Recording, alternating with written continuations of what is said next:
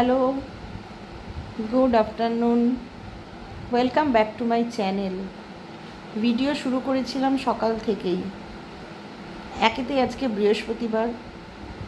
বৃহস্পতিবারের বই পড়ে পুজো দিয়ে সমস্ত কিছু করে উঠতে উঠতেই 9টা বেজে গেছে। তারপরে তড়িঘড়ি করে রান্না করেছি। রান্না করে গেছি হচ্ছে বিডিও অফিসে। আমাদের আধার কার্ড যেটা রয়েছে সেটার অ্যাড্রেসটা চেঞ্জ করতে হবে। আমাদের কোয়ার্টারের অ্যাড্রেসটা রয়েছে সেই নিয়েই আর কি আজকে পুরো 10:30 11টা থেকে একদম 1টা অবধি চলে গেল। বাড়িতে এসে খাওয়ান দাওয়ান করে মিস্টার দাস চলে গেছে ডিউটিতে, আর এখন আমি আর এই যে এই শয়তানি আমরা এখন শুয়ে আছি। আমার স্কিনের অবস্থা দেখেন, এই একটা উঠেছে, এই একটা উঠেছে, এই একটা উঠেছে, এই একটা উঠেছে। আমার এখন মুখের অবস্থা যা ব্যথা না, এগুলোতে মানে হাত দেওয়া যাচ্ছে না। আর ওইগুলো একটু ইগনোর করবেন, কারণ প্রচুর কেচেছি বললাম, কাজ এখনও কমপ্লিট হয়নি আমার।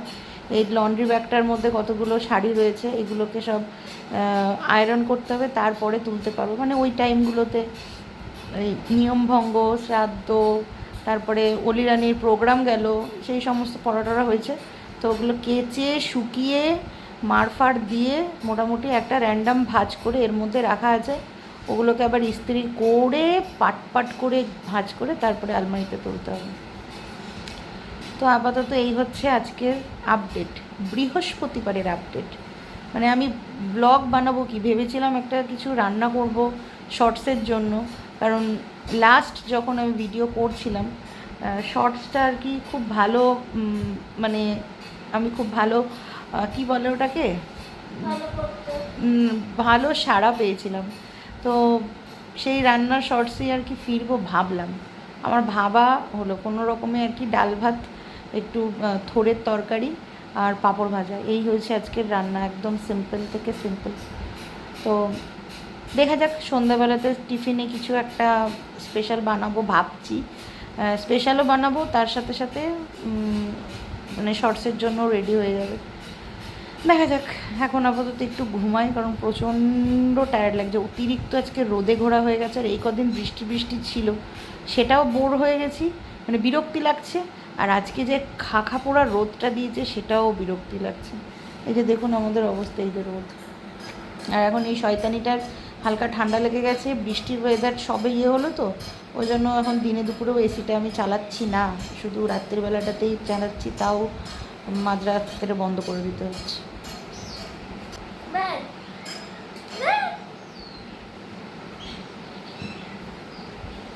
আমি কিছুই করছি না, কিছুই করছি না, আমি যে হাতটা রাখছি, ও হচ্ছে সেই চাবি কেটে। এই দেখুন, এই দেখুন,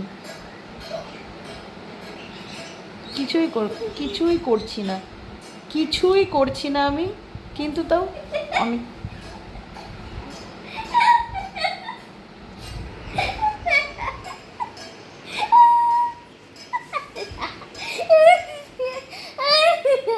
সকালবেলাতে এতটাই ব্যস্ত ছিলাম যে কালকে যে গাছগুলো এনেছিলাম না, ওইগুলো আর পটিং করা হয়েছিল না।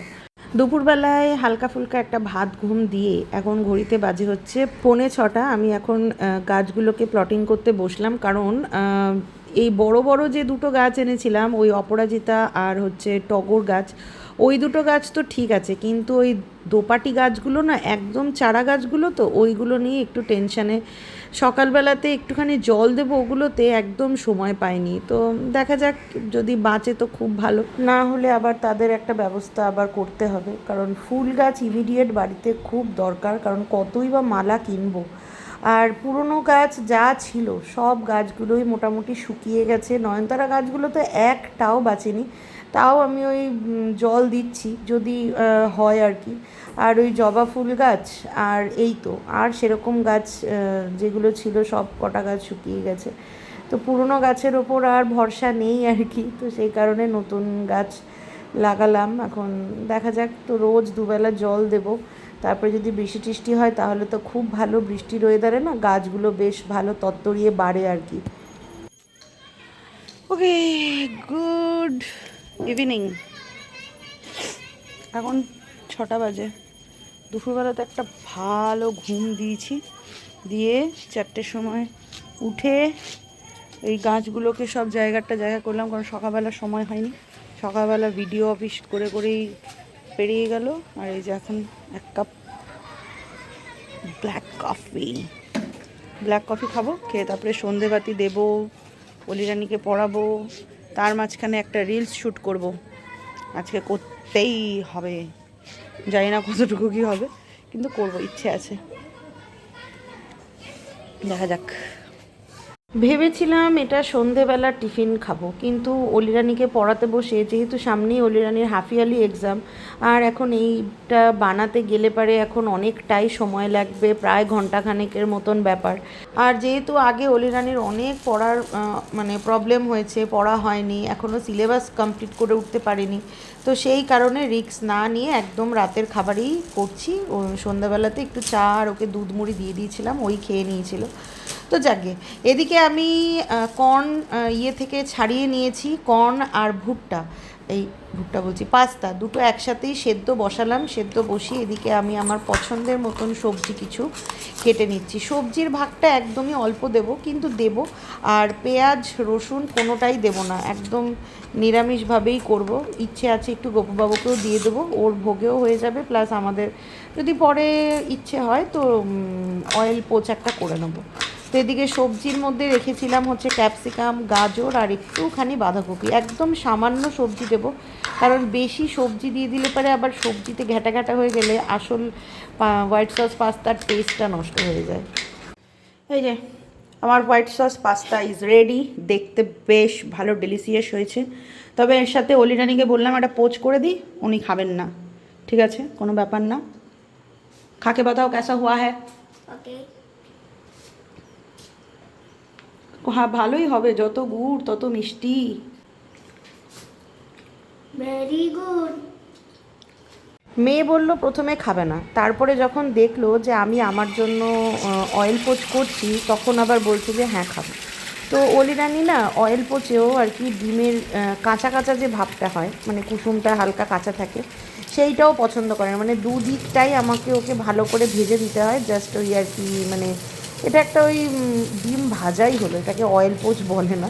হালকা একটুখানি ওই কী বলে, কুসুমটা একটুখানি হালকা থাকবে, গালা গালা এরকম।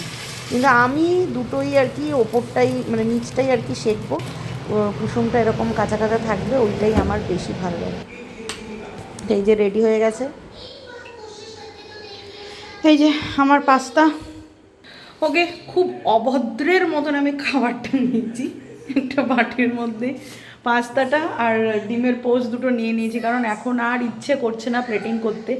রাত 11:15 বাজে, ডিউটি থেকে এসে গেছে, মিস্টার দাসও ডিউটি থেকে এসে গেছে, ওকে এখন রুটি দিয়েছি, ও খাচ্ছে, ব্যাং আমারই খাওয়া হয়নি। বেশি ফ্যাশনেবল খাবার করতে গেলে যা হয়, আসলে সব দিক সামলাতে গেলে পরে অলিরানিকে পড়ালাম সন্ধ্যে থেকে, তো ওকে পড়িয়ে তারপরে রাত্রি 10:45টার সময় আমি এসেছি রান্নাঘরে। তো এইগুলো জোগাড়জান্তি দিনের বেলায় কিছুই করিনি, কি করব এরকম ভাবতে ভাবতেই দিন কাবার হয়ে গেছে। তো তারপরে সন্ধ্যাবেলাতে বসে বসে দেখলাম যে কি আছে হোয়াইট সস পাস্তা করার জন্য। তো পাস্তা তো ঘরে অ্যাভেলেবেল থাকেই, বাচ্চা থাকলেই পাস্তা থাকে ঘরে। আর দেখলাম ফ্রিজে দুটো চিজের কিউব রয়েও গেছিলো, আর ইয়েটা কি বলে, ক্রিমটাও এনেছিলাম, মাশরুম, ক্রিমি মাশরুম বানাবো বলে। তো সেই ক্রিমি মাশরুম তো এখন মানে অন্য দেশে ঘুরতে গেছে। তো যাই হোক, সব কিছুই ছিল, শুধু ডিমটা, যেহেতু অলিরানি পাস্তার মধ্যে না, হোয়াইট সস পাস্তার মধ্যে ডিম, চিকেন, এগুলো, চিকেন তো ছেড়েই দিয়েছে, ডিমটাও পছন্দ করে না, ওর কেমন একটা আস্তে আস্তে গন্ধ লাগে। তো সেই কারণে আমাকে ডিমটা অ্যাভয়েড করতে হয়েছে। পেঁয়াজটাও আমি দিনে একদম পুরো ভেজ করেই বানিয়েছিলাম, শুধু চিলি ফ্লেক্স আর অরিগানোর অভাব ছিল আমার কাছে। তো ওইগুলো দিয়ে আপনারা খাবেন যখন খাবেন। তো আজ আসি, কালকের ব্লগে দেখা হবে। টাটা, গুড নাইট, ভালো থাকবেন, সুস্থ থাকবেন, সবাইকে ভালো রাখবেন, টাটা।